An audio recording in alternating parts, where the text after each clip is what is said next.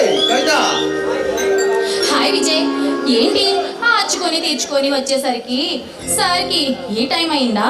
Sorry కవిత, ఒక important పని ఉండటం వల్ల రావడం కాస్త లేట్ అయ్యింది. ఏంటి విజయ్, ఆ పని నాకంటే ఇంపార్టెంటా?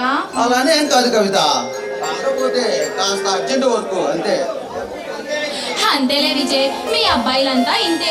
ప్రేమించే వరకు మా చుట్టూ ఈగలా తిరుగుతారు, ప్రేమించిన తర్వాత మమ్మల్ని ఇలా దూరం పెడతారు.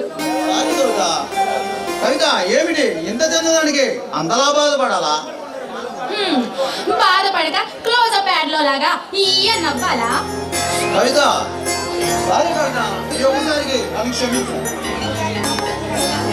ఏమో విజయ్, మీ మగాళ్ళంతా ఇంతే. ముందు అబద్ధాలు చెప్పి ఆకర్షిస్తారు, తర్వాత మాయ మాటలతో మోసాలు చేస్తారు. ఎన్ని చూడట్లేదు ఈ ప్రపంచంలో. కవిత, ఈ హృదయంలో ప్లేస్ నీకు తప్ప మరొకరికి స్థానం ఉండదు. చాలు విజయ్, ఈ జన్మకి ఇది చాలు. ఇంతగా ప్రేమించే నీలాంటి వ్యక్తి నాకు దొరకడం నిజంగా నాకు అదృష్టం తెలుసా? లేదు కవిత, జీవితంలో ఎదురైన ఎన్నో ఒడిదుడుకులను ఎదిరించి పోరాడే ఓపికలాగా ఓటమి ఎందుకు చేరింది నాకు. నా ఆశయాన్ని గుర్తించి నన్ను ఒక ఆయుధంలో మలిచింది మాత్రం నువ్వే. ఇందులో నాదేముంది విజయ్, నీ కృషి పట్టుదల నిన్ను ఇంత వాణి చేశాయి. అంతేకాక నవ్యాంధ్రాన్ని కాపాడే కొండవీటి సింహంలా మార్చింది.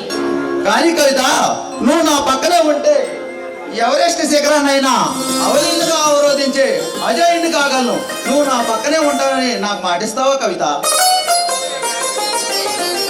విజయ్, మనం కలిసి ఉండాలని రాసుండాలే కానీ మనల్ని ఈ ప్రపంచంలోనే కాదు ఆ దేవుడు కూడా మనల్ని వేరు చేయలేడు.